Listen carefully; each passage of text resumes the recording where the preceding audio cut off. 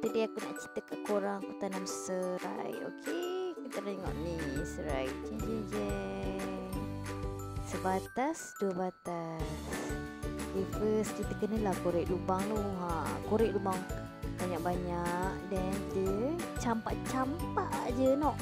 Kalau serai ni dia ada macam nak tanam macam-macam jenis lah, tapi aku tanam sebab dah panas yang waktu ni aku campak je lah jadi 3 batang.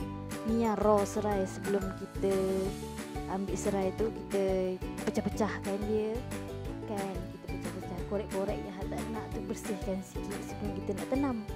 So dah siap settle, kita pergi campak je kan, simple.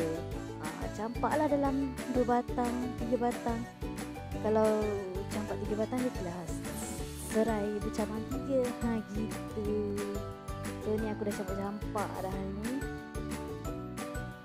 kan.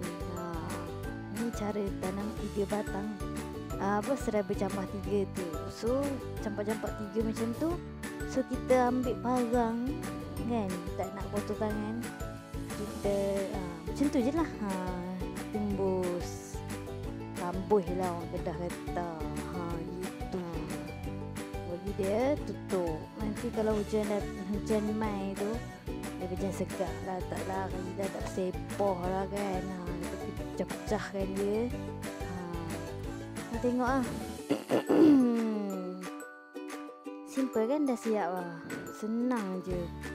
Tapi yang tanah besar ni kena pecah-pecah. Tu yang aku pakai parang tu. Last pakai tangan juga. Sebab dia kan banyak rumput. So dah siap. Okay. So hasilnya sebelah berapa batas? 1,5 batas lah kan yang panjang. Okay.